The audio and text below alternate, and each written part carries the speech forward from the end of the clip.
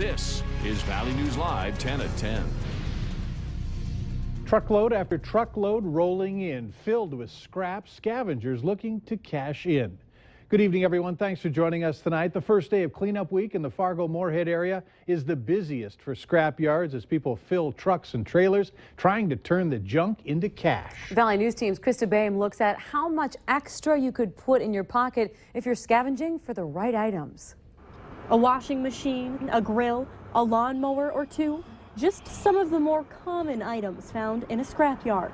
And once a week each year, in the back of Dustin Broughton's pickup. Oh, we got tons. We've been doing this 2 weeks. We got a whole yard full, a storage unit full. Call it a family tradition. Broughton has been picking up since he was a kid what others don't want during cleanup week. As long as I can remember, me and my dad used to do it when we were kids, everything. And it's carried on to his own family. The monster gonna grab it out of the truck? Monster, grab it out of the truck. A tradition that's brought him more than just a couple extra bucks in his pocket. Make about $4,000 a year. We're actually helping the city because I don't think they really want to go around and pick up the stuff. Iron, steel, copper, and aluminum are what Broughton and all other haulers are bringing into scrap yards, which pay on site. Sheet iron's $40 a ton, unprepared steel's at $60, prepared's at $80, number one cast iron's $120. Do you think you'll get paid for this? Over 100, I'm sure.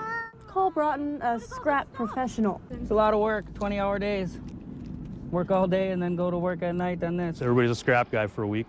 But even he was shocked to find his first truckload didn't cash out what he expected. How much was it? 35. 35? You're pretty surprised by that? Oh, yeah. I'm really surprised. Last year, that was a $100 load. Even with lower payoff, trucks just as tall as they are wide are pulling through, knowing any amount of cash for someone's trash is a bonus. Oh, we look forward to it. Krista Boehm, Valley News Live. We've attached a few links to places that buy metals. Just head to valleynewslive.com and then click on this story.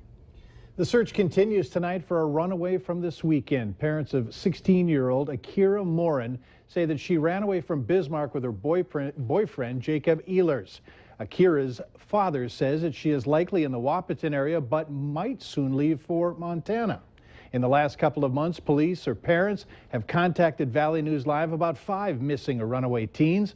Police say parents need to communicate with their children and also explain to them they could face charges. There is runaway juvenile is a charge.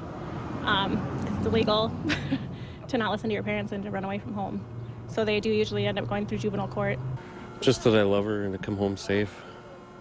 I miss her and I just want to make sure she's okay. Once again, there's the possibility that Akira now might be on the way to Montana. Here's that picture of her again and Jacob. Now, if you know anything about their whereabouts, please contact authorities.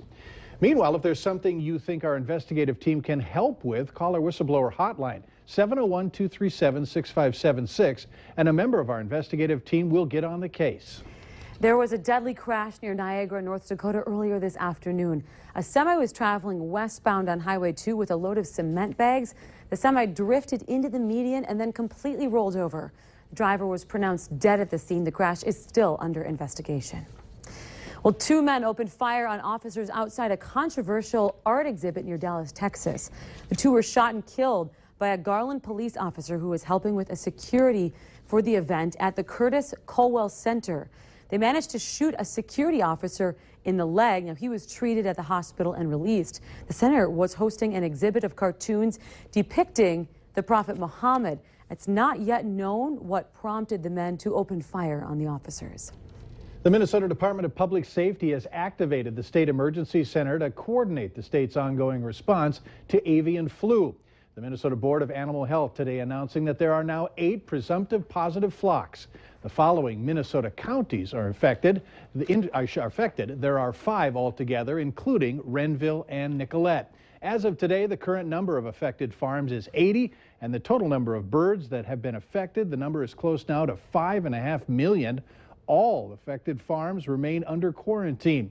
Now, consumers are reminded to handle poultry products properly by keeping things clean, wash your hands, clean and sanitize the work surfaces and equipment, cook eggs until the yolks and whites are firm, and ensure any dishes containing eggs are cooked to 160 degrees.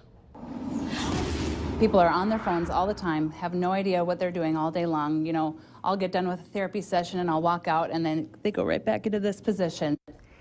Experts say an unconscious part of our everyday lives is causing many to suffer. Be honest, how much time do you spend on your phone every day? A lot. Yeah. For the average person, it's 3 hours of texting, calling, posting, and scrolling every single day. In fact, studies show babies as young as 6 months old are able to use a smartphone. Valley News Team's Nicole Johnson talked with an expert who says you could be suffering from screen overload without even knowing it. Cell phone addiction has a name, nomophobia. It's when you get anxious without being able to send a text or take a call. It gets me every time. We wanted to know how much of this is too much, so we tracked our usage. I'll get lost in like Twitter holes, and then I'll get on YouTube, and then I'll just start YouTubing like Jimmy Fallon clips. Kyle Bosch from the Valley Today uses his phone around 2 hours a day and picks it up around 50. Instagram is for sure one of my biggest problems, but Twitter and Facebook are right up there too. I topped 2.5 hours and picked it up around 300 times a day. I definitely think that's too much. Amanda Helgo, a physical therapist, says you don't have to be addicted. Even casual users could be suffering without even knowing it. Selbo from holding your cell phone up by your ear for so long. Text claw from like, if I could use your cell phone, from like having your hand in this unnatural position for that long and supporting the cell phone with your pinky. She sees people with tendinitis, wrist injuries, and most often text neck from holding your phone too low like this and looking down. Do you do the two thumb thing? I do Or do you do like... Texting this way can lead to texting thumb, a repetitive stress injury. Okay, so kind of a loose grip, yep, and bring it a little closer to you and then use your finger. Helgo says this is the right way, keeping it at eye level and using a different finger. That's much better. It feels better. I feel a little better like this. The bad news, Helgo says I've developed tendinitis in my thumbs, which she says is pretty common, but there is a stretch to help called the Finkelstein stretch. Tuck your thumb in, hold it out, and then pull your hand. You feel a stretch with that? Oh yeah. Oh yeah. To prevent further problems, she says alternate which hands and fingers you use. And I think just, you know, listening to your body. You know, if you're texting a lot and your wrist starts to hurt, maybe it's time to stop. Nicole Johnson, Valley News Live. Now, if you want to see how much you use your phone, we tracked using an app called Moment. There's also a feature you can use to track screen time for your whole family. It's free. We've got a link to it on our website at valleynewslive.com. Make sure to click on this story. And Moment is also this week's Valley App of the Week. Tune into the Valley Today on Friday for a review. And if you do that, hold the phone up, okay? If you're interested in signing up your son for Cub Scouts, here are some opportunities for you to register. Next Tuesday, there'll be a Hooked on Scouting event at the Woodhaven North Park and Pond in Fargo. That's from 5:30 to 7 o'clock. And on May 20th, an event called Fun Night at the Center for Scouting will be held at the John L. Wanzik Center for Scouting in Fargo. That event is also from 5:30 to 7:30. Now tonight, Cub Scouts kicked off with an ice cream social that allowed Scouts to get to know each other. Generally targeted for kindergarten age boys who are interested in checking out Cub Scouts and seeing if they had something they'd like to sign up for. We're going to have a little ice cream here. We're going to talk about Scouts and sign their kids up for scouting. Registration to join Cub Scouts is $20 for the remainder of the year, or you can get the package for $40. That includes registration, a day of camp of choice, and Boys Life magazine. No shortage of suggestions for a new nickname for the University of North Dakota. It's a long list that has many names submitted multiple times, almost 1,200. Among the suggestions, meadowlarks, mallards, flickertails, sodbusters, and nodaks, just to name a few. Now, the nickname committee will soon begin whittling down that list into one that will be submitted for a public vote. To see the whole list, you can just go to valleynewslive.com, and when you're there, click on the hot button. And also, don't forget to like Valley News Live on Facebook. You can get the latest news, weather, and breaking news updates anytime on your feed. Just search Valley News Live, like our page, and you'll stay informed throughout the entire day. Valley News Live 10 at 10 continues with no wait weather. Well, just take a look at this video shared by Cassandra Norman. This was north of Glendon. It was a fire, and inside that fire, creating a whirlwind, kind of like a tornado dust devil getting sucked in. So a lot of things seen across the region today. And boy, it's like you see it and then you share it with us on Facebook. Yep. We've seen a lot of beautiful things, and dust devils today with all the dry weather and the dusty fields have been snapped as well. So besides that, pretty nice out though. Yeah. it was very nice weather-wise, but that dry weather theme continues. And here's a couple of other things that are pretty interesting here. Captured on the radar today, this afternoon late, you can actually see the fire north of Glendon, kind of northwest of the Holly area. Show up on radar, all the smoke particulates getting thrown well up into the atmosphere. We saw it on the Skycam earlier this afternoon as well. Fire has a tendency of creating its own weather around it. Rapid rising air can cause those dust devils, and also, well, it certainly can create winds in and around the fire. Speaking of winds, we've seen a lot of dust devils. This one shared by Tyson Terhark near Hillsborough. Look at this one, and the height of some of these dust devils that we saw today extended well up into the atmosphere. So very dry, unsettled is our atmosphere, and here is a peek at what we have going on this evening. Well, I think I would call that mostly moony. Something else to look at outdoors tonight. A lot of clear skies, 59 degrees, and a south-southeast wind at only 3 miles per hour. And that's right, the relative humidities today, again, range from the teens to 20s of percent. So we continue to be very dry. A lot of 50s region-wide, 48 in Langdon.